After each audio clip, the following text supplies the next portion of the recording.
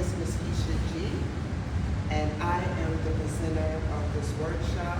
This workshop is formed because this is Human Trafficking Awareness Month, and I am actually a survivor of human trafficking.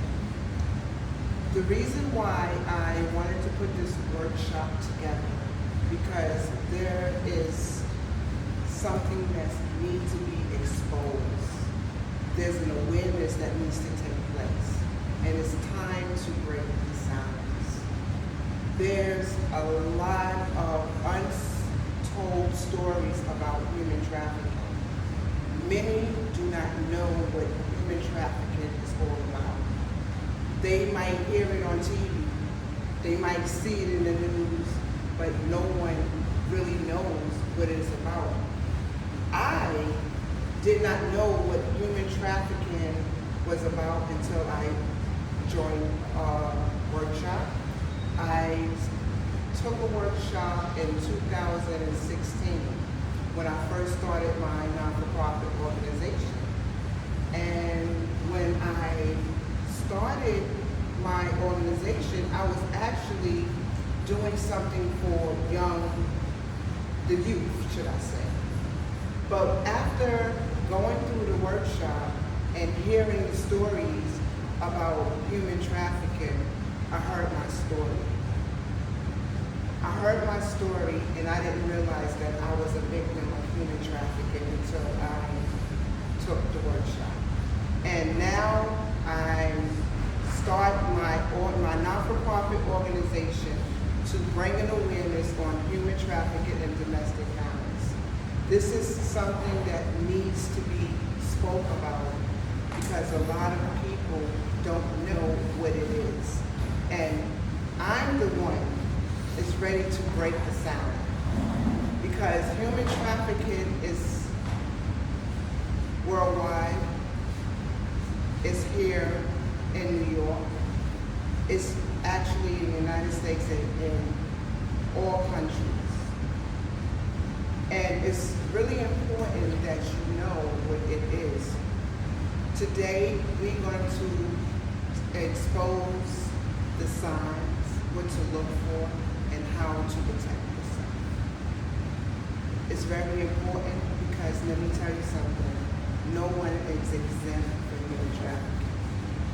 It starts from a baby up to a 99-year-old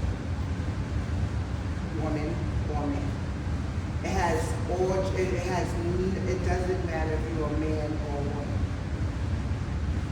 The traffickers and the predators is all seeking something, and what they want is control. The traffickers want to make money off of you, and the predators want you to be a victim. And this workshop is going to narrow it down of all the signs of human trafficking. Are you ready to get started with that? But before I get started with the presentation, I just wanted to tell you my story. My story was when I was a 12-year-old young girl.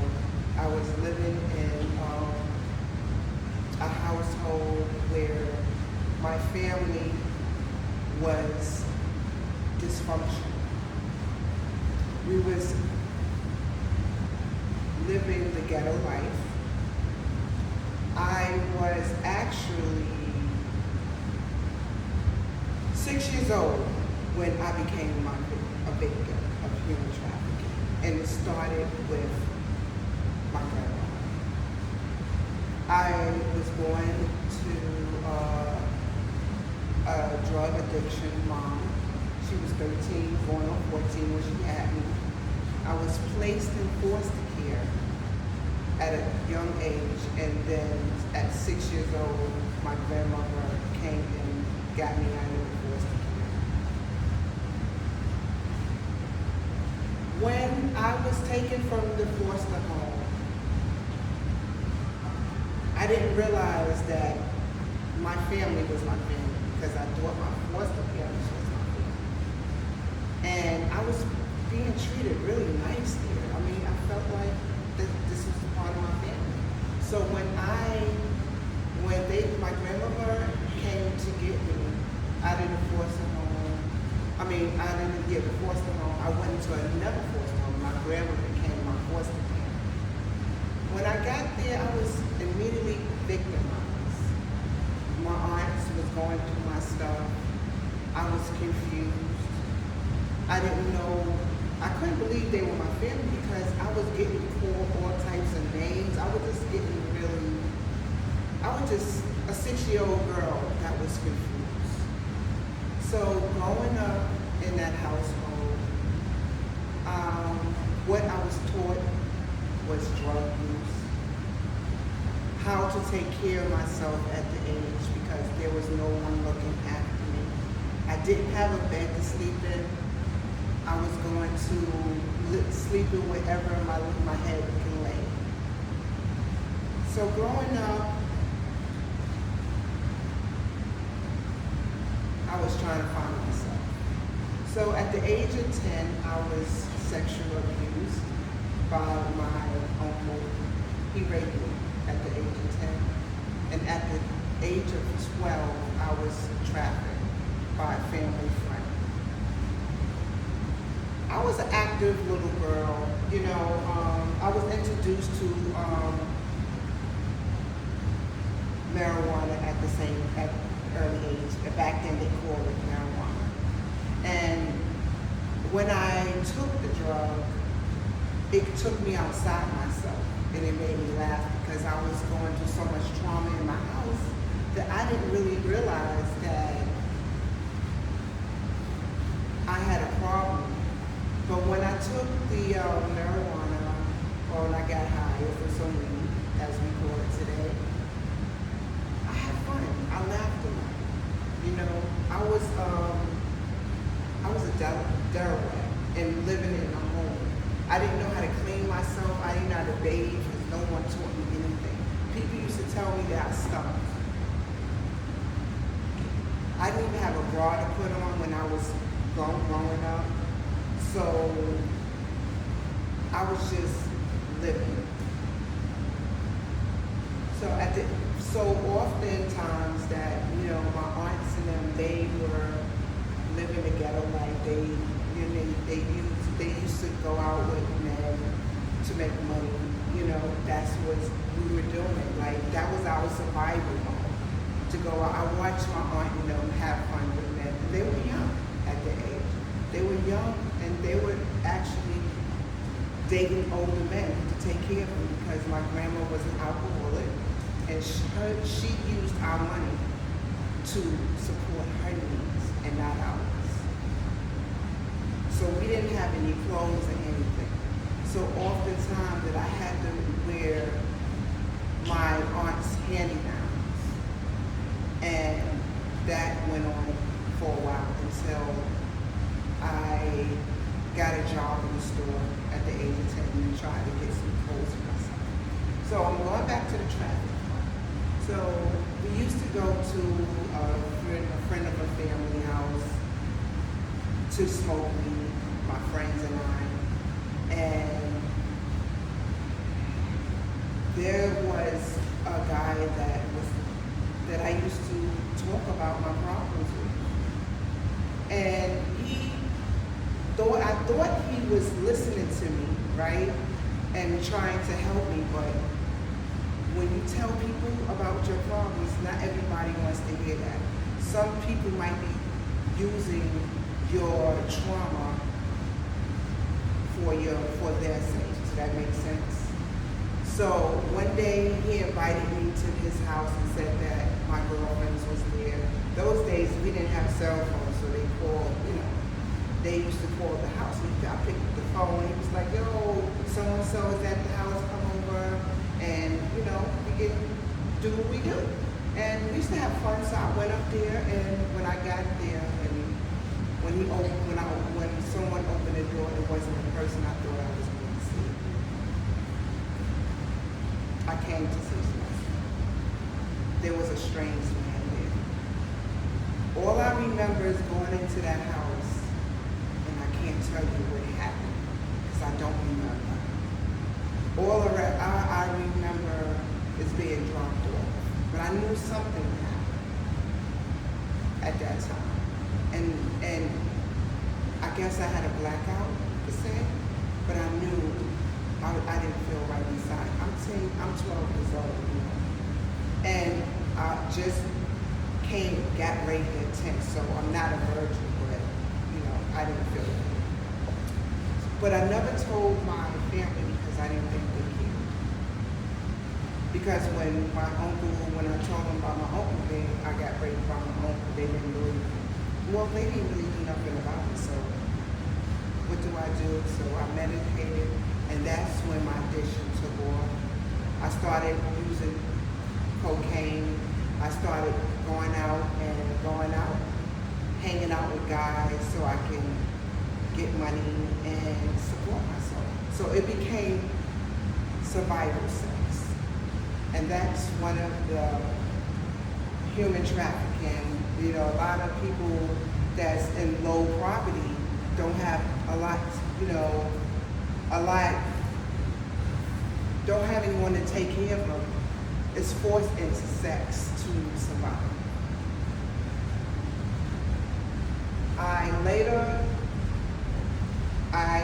At the age of 21, after living a crazy lifestyle of drugs and prostitution, because that's what it was, I got my own apartment, and I married into a very abusive relationship. I had a son after we had the son, and then we got married. And once we got married, my husband came a monster. He felt like he owned me. And probably did.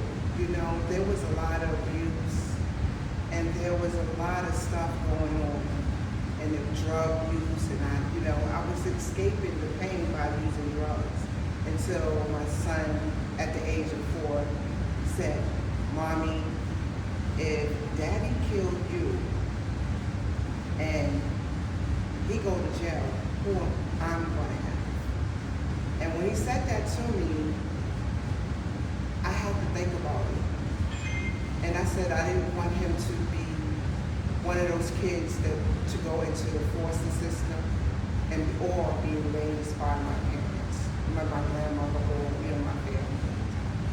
So I got myself together. I actually went into the rehab. I came home, but it didn't stop. The abuse didn't stop. But at this time, I was fighting back. So in the course of us still being married, I asked him to leave because I didn't want my son to see the fight. But at this time, I was filing for his green card. Yeah, he was Jamaican. He was from another island, and he was paying me to do it now. Now it became, I got hooked on, I was about money, making money. So I'm like, if you want me to continue doing this, you're going to have to take care of me. So he asked me to bring his kids over here and to America, and I did that. Oftentimes, him and he still had a sense of control over me because when he asked me to do something, I did it.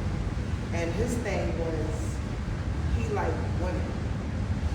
So he wanted me to go out and look for women to have sex with. And I did that. He paid me to do that. And I paid them. They wasn't minors, they were grown, they was adults. There was no children involved. But even though they were grown ups, it's still a part of prostitution. See, human trafficking is sex exploitation. It's a form of prostitution. So they don't say prostitution, they say human trafficking now, right? So I did that for a while with him, and I didn't see anything wrong with it until one day there was an incident that happened after his kids got over here, he actually was abusing them. They wasn't living with me, but one of his daughter came to me and said he did something to her, and I was forced to call the police to get him arrested. And that's when I woke up and I left him. And I realized that he was a very dangerous man. See, it wasn't about me anymore. It was about what he did to someone that did, an innocent young girl and his daughter. And it woke me up, so I did what I was supposed to do to get them, to keep them safe. So later on, I wound up divorcing him, and I went on with my life. And I decided, I wanted to take care of my son, so I went to the streets. I started hustling. I started drug trafficking. I started doing what I had to do to keep my son. Because remember, I had no education. I dropped out of school in ninth grade, and the only thing I knew was hustle. That was what I did. That's what I did for a long time. So after almost going to jail, I said enough is enough, and I gave everything up, and I gave myself to Christ. And after I gave myself to Christ, I became homeless. And then after being homeless for 2.5 years, it seemed like it was a bad situation, but it was good because I had time to spend time with God and to actually